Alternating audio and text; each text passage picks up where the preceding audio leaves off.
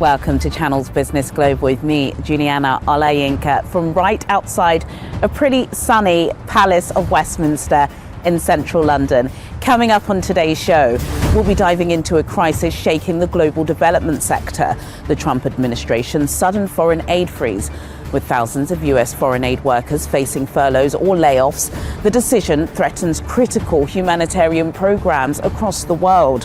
What does this mean for healthcare, education and food security in developing nations? How will this reshape America's global reputation? And what role, if any, will the UK play in mitigating the fallout? Dr. Zainab Shinkafi Bagudu, President of the Union for International Cancer Control and Senior Advisor to Nigeria's Minister of Health, will join us to discuss the impact on healthcare, particularly for women and children. We'll also hear from Gillian Neisted, Senior Consultant at Crestview Strategy, on the changing geopolitical landscape, and Simon Pusey, our Downing Street correspondent, will be here to break down the UK's response. Then later, I'll be looking back at some of the biggest business news stories of the week. But first, fresh controversy surrounds the conviction of British nurse Lucy Letby after a panel of medical experts claimed no murders took place. Letby, serving a life sentence for the deaths of 7 babies, is now at the centre of a legal battle to overturn her conviction. But victims' parents have strongly condemned the campaign, calling it disrespectful. A team of 14 medical experts, led by neonatologist Dr. Shu Lee, argues that the babies died from natural causes or poor medical care rather than deliberate harm. Letby's lawyers insist the evidence used in the trial was flawed and are seeking a review of the case. However, the families of the victims maintain that justice has been served and have dismissed the experts' findings. The case is now expected to go before the Criminal Case Review Commission as legal proceedings continue. Elsewhere, Britain has announced its first post-Brexit summit with the European Union, with a focus on securing new agreements on security, defence, food standards and energy. The meeting, set for May 19th, will bring EU Commission President Ursula von der Leyen and European Council President Antonio Costa to the UK. While the government insists the talks are aimed at improving post-Brexit ties, critics, including Conservative MPs, have accused Labour of attempting to rejoin the EU by stealth. Labour has reaffirmed its commitment to upholding international obligations, including the European Convention on Human Rights, marking a shift from previous Conservative policies. The EU has linked a potential security deal to agreements on fishing rights and youth mobility, further shaping the negotiations. Separately, Prime Minister Sir Keir Starmer has refused to criticise US President Donald Trump's threat to impose 10% tariffs on European exports, stating that Britain must protect its economic interests and maintain strong ties with both America and the EU. Speaking at a summit in Brussels, Starmer emphasised that the UK would not be drawn into the escalating trade conflict, which has sparked warnings of economic disruption. European leaders, including French President Emmanuel Macron and German Chancellor Olaf Scholz, have condemned Trump's move, vowing a firm response if tariffs are imposed. Despite Trump's softer stance towards Britain, analysts warn that a global trade war could still hurt the UK economy by driving up import costs and weakening demand for British exports. Simon, Donald Trump, of course, dominated headlines not just across the pond but here in the UK, although it does appear as if the UK may be coming out relatively free from these trade threats. Sir Keir Starmer was in Europe on Monday, decided to toe the line. He was a bit careful not to offend Europe, who of course he's trying to appease, but then of course we want to stay on Trump's good side. Have we managed to do that? Yeah, very difficult balance, isn't it, to get Donald Trump and Elon Musk in particular have for so long been attacking Sir Keir Starmer and the UK Labour government. Yeah. They're definitely not in terms of policy on the same path. But for some reason, somehow, Sir Keir Starmer seems to have come out in Donald Trump's good books compared to Europe, of course, compared to Canada, compared to Mexico, who was about to slap big tariffs on. Donald Trump came out and said, well, we'll have to look at the tariffs with the UK situation. Obviously, we're not in the EU anymore, so we're not lumped in with the European Union. It looks like he is going to go after the European Union. And it seems quite interesting, Donald Trump's second term seems to be much more expansionist, much more sort of colonialist, really, taking on powers outside of America. His initial one was sort of quashing his foes back home, but he seems to have done that with his election win. Everyone seems to have bent to his will, so he's now going after other countries. Canada, Mexico, very much the first, China, Colombia. And now he's looking at Europe. But he's said some nice things about Sir Keir Starmer, says he's doing a good job. What's going on? Because I sure saw behind him the scenes. when he mentioned it, and he mentioned the tariffs, and then he stepped back on the UK. Very deliberate. What is this? So the special relationship does exist? Well, I think Sir Keir Starmer and David Lammy have been quite clever to play up the role of the king. Donald Trump loves the royalty. He's obviously got Scottish roots as well, so maybe they played on that. Maybe there's some kind of royal state visit, in the offing. Winston Churchill's back in the Oval Office, I heard. Exactly. So those kind of things, I think, really, maybe they've played to that. But it is an interesting one, isn't it? And you wouldn't, a couple of weeks and months ago, you wouldn't thought we'd be here now saying that Donald Trump was saying glowing things about the UK Prime Minister and how he was doing a very good job. Can we benefit from this? Well, I mean, a trade deal is what we've been after for so long. That's what the Brexiteers were always banging on about. We can do a trade deal with America if we get Brexit. And obviously, that's never happened, never come close to happening. But you never know with Donald Trump. You never know with our new foreign envoy there, Peter Mandelson, whether they could work some kind of magic. At the moment, there doesn't seem to be any trade deal on the table. And also, Donald Trump likes to win, doesn't he? He likes to get, not just win, but get the better of someone else. So it doesn't mean that a trade deal would be positive for the UK necessarily. Yes. But all of the Brexit freedoms that we were promised mean that we can go and do these trade deals. And if you were to be able to get, a big money trade deal with America, that could then open doors to other countries. So it remains to be seen. But I think the UK government would definitely take the situation that they're in now, even though you have to toe a very careful line with the EU, with Emmanuel Macron, with Olaf Scholz, which is very difficult when they're obviously saying, no, you can't do this. And they're in an economic crisis. But you've got Labour ministers who will not say that they would condemn Donald Trump walking into another country, taking another country. That is like an easy thing to say, no, of course you can't go and take over another country, but they can't do it. No, they can't. And the whole world, Donald Trump has got them because that's what he does. So. Yes, gosh.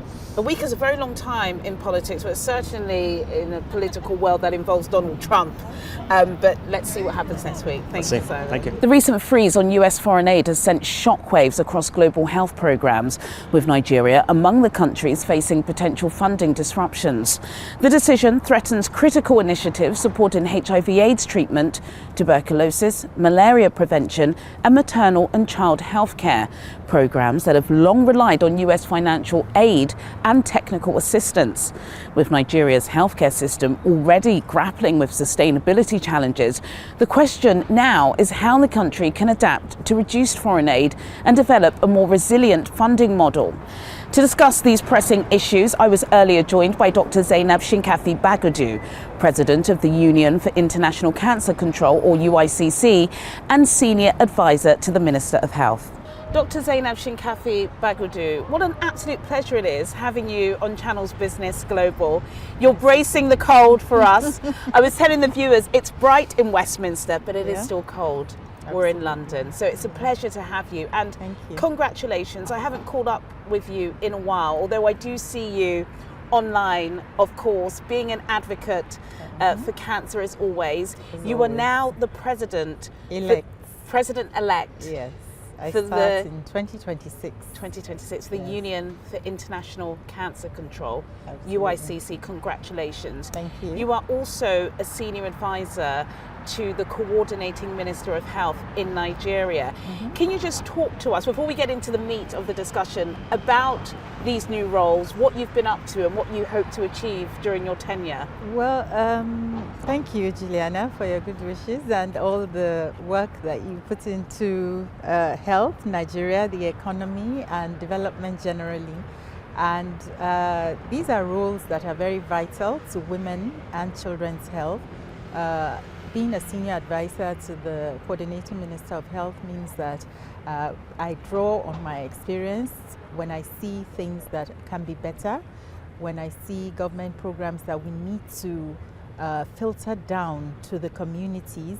I work with them to ensure that they're getting to where they're supposed to be, especially from the perspective of a female in leadership, girl-child education. so that we can align all the good programs that the government has going on. Regarding the Union for International Cancer Control, that is what I do on a daily basis. It's a big one. It's the first African. Yes. Yeah, so in a 90-year-old organization. Wow. So we're really pleased, and I'm grateful to all the members that elected me, as well as are going to work with me to ensure that this representation and the leadership that we have translates into progress in cancer care for Africa. I have that voice, and I will be able to again look at the ongoing programs globally and see how we can align them with our national actions. There are lots of good global initiatives in cancer care, and our work is to translate them into action at the national level. Health has been a major topic of discussion, not just in Nigeria, but across the world this week. Of course, the US aid freeze is going to impact thousands of charities, I presume, in Nigeria. But it appears as if the administration is trying to combat that. I did read a press release earlier this week about $1 billion being put towards a Hope program, which Yes. I believe is going to help people on the community level. Can you talk to me more about that? Well, basically, it's a program that is focused mostly on the primary health care system of health. It's going to be very beneficial to women and children because of primary health is where the first contact usually occurs. So infant mortality rates, it's come down in the last 25 years, but it's still high compared to our maternal mortality rates. Doctor? Right, this is where I'm going. Excellent. It's high because there are poor resources, poor infrastructure, prenatal care. Now we're looking at the mother, socioeconomic status, the nutrition, immunization coverage is low, and all the care that children should have is really poor. And then is it fair to say we've been having these conversations for years and years? Yeah, but it's better. If you look at the statistics, it's getting better. Okay. And that is what this type of program is set to do. Good. By improving the infrastructure at that level, at the primary healthcare level, we're going to improve the primary healthcare centers. We're going to train skilled birth attendants. We're going to look at the vaccine logistic chains. And we're going to make sure that we increase awareness of the common ailments that are killing our women and children. Ultrasounds are not available in all the primary healthcare centers. So by providing that, you can predict high-risk pregnancies, they can deliver safer, and even those that are going into the community. But the key thing about this type of aid is how it's the governance and the sustainability and the effectiveness of it. How efficient are we going to use it? We have a fantastic health team. We have led by the coordinating minister. We have a fantastic economic team, the Minister of Budget, the Minister of Finance. They're all the three of them together. The work starts from leadership. We're always talking about political will and leadership. You've mentioned 3 men there. I hope there's going to be some women joining that team. Well, I'll be shouting and holding a stick behind them. Absolutely, and we'll be shouting from the diaspora. Again, I want to put it back a little bit. Got to talk about Donald Trump. And it seems as if everybody, even the man who's in the Palace of Westminster, Sir Keir Starmer, afraid to say anything to offend him. But we've got to be honest about what's happening with US aid. Yes, we know it was, littered with scandals in some places. What big organisation isn't? But we're seeing layoffs, staff being furloughed. People have lost their jobs. I got WhatsApp messages, I'm sure you may have, of people saying their jobs have come to an end. What is your take on this? I think it's drastic. I think that there might be some emotion in it. Yeah, and rhetoric. Yes, but if you look deeply at all the statements and you analyze it properly, it's a wake-up call. Yeah. It tells us we need to build resilient systems. We need to look inwards for our resources. We've been, like you rightly said, we've been talking about some of these issues for years. We've been getting this aid for years. So, and if you, again, all the statements tell you, they're going to stop this, it's an opportunity. It's opening up opportunity for growth, for new places for us to look. It might not be realistic, and I might be, just a bit too hopeful. But it really is a wake-up call, and it's time for us to look at our own systems. Coming up on Channel's Business Global, I'll be speaking with Gillian Neistat, Senior Consultant at Crestview Strategy, on the changing geopolitical landscape under Donald Trump. And I'll be looking back at some of the biggest business news stories of the week. All of this after the break. Do stay with us.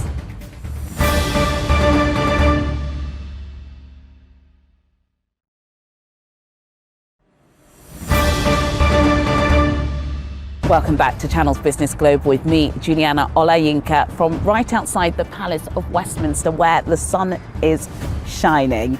Shortly, I'll be sharing an interview with Gillian Neistat, but until then, here's a breakdown of some of the biggest business news stories of the week. Barclays has finally restored its services after a major IT outage that disrupted online banking, ATM withdrawals, and card payments. The outage, which began last weekend, affected hundreds of thousands of customers, with over 4,000 reports of issues across the country. 5 years after being barred from operating in India due to security concerns linked to the broader geopolitical tensions, Shein has made a strategic re-entry into the Indian market.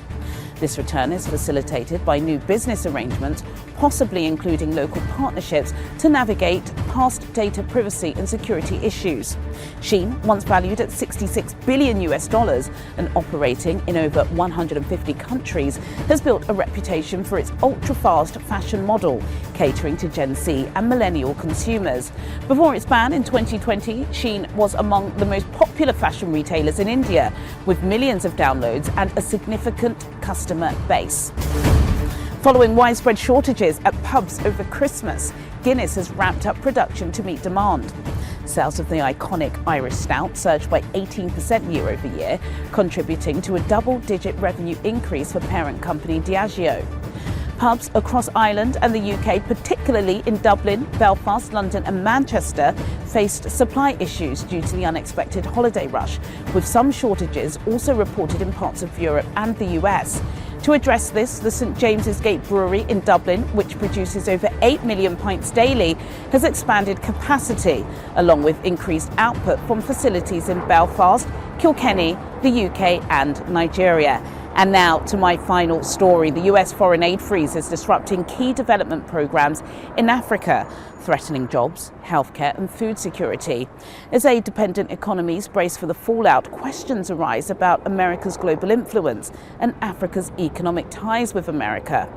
Earlier, I was joined by Gillian Neistat, Senior Consultant at Crestview Strategy, to discuss the economic, diplomatic and media impact of the crisis. The last time we spoke, after election day. It was the day after election day. It already was historic, but now we're living in the reality. So much to get through, but I suppose we should talk about what's trending this week. Absolutely. Both on X and everywhere is this US aid freeze, threats of tariffs that are still likely going to impact Africa. Can you just summarize what your perspective is on how Trump's rhetoric, be it lighthearted or serious, is affecting the geopolitical landscape?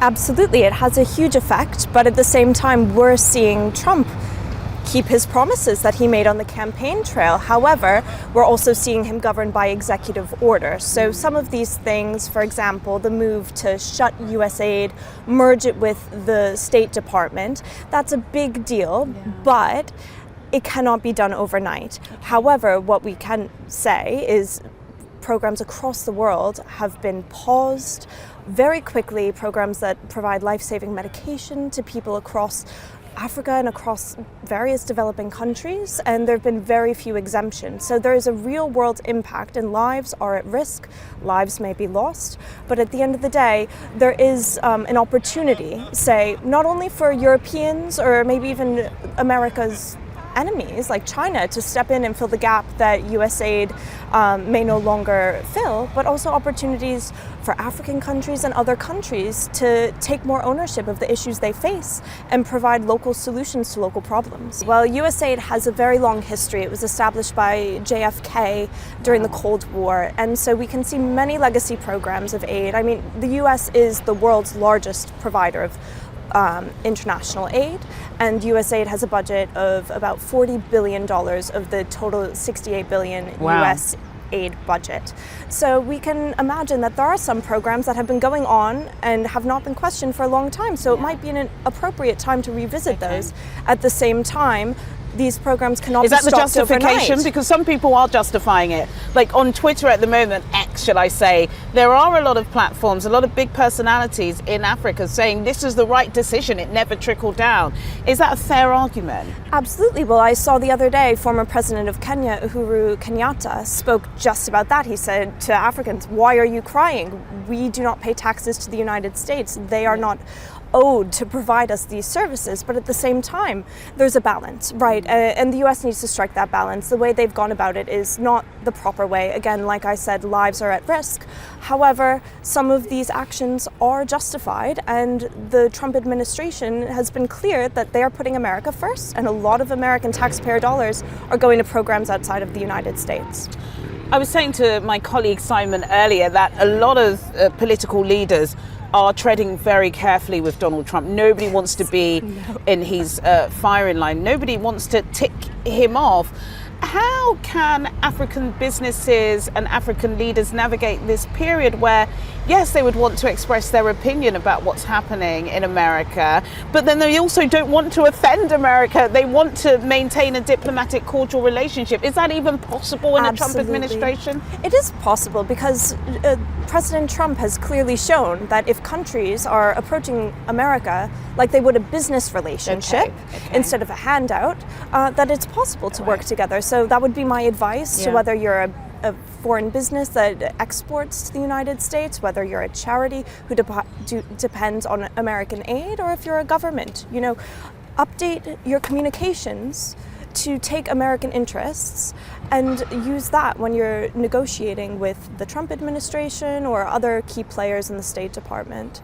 You've advised a lot of senior officials on the African continent.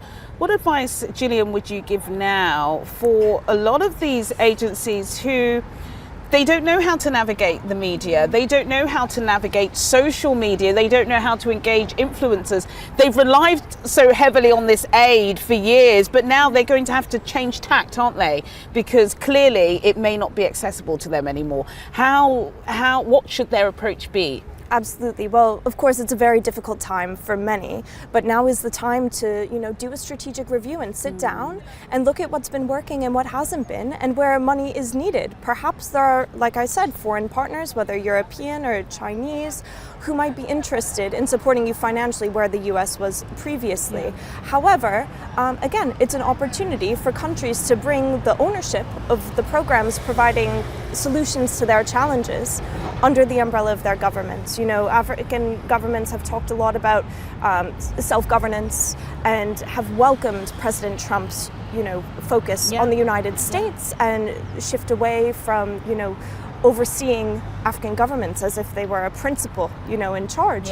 This is welcome. And I would encourage any of my clients that I work with to seize the opportunity, and instead of focusing on the negativity, which the media, is rightly focusing on. There are a lot of problems, but there are a lot of opportunities in place.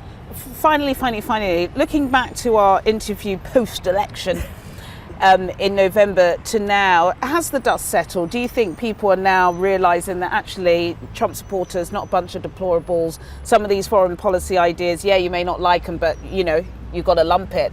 How has it changed with the conversations you're having? You are American, so I feel like you have a say in this. Well, that is a very good question. I think the dust has settled in that, like I told you before, Americans have to accept the choice that was made by the American people. I believe they have. I believe we've been talking a lot about foreign policy today. I believe a lot of the things and the chaos that the Trump administration is creating with budget cuts, executive orders, for example, wanting to change the constitutional right to birthright citizenship. These are deeply personal issues for Americans. So the debate is still ongoing. While they've accepted that President Trump is in fact our president for a second time, there are many, many internal issues that need to be sorted out. So they will be a messy few months as we navigate We've only Trump just started. presidency. I know.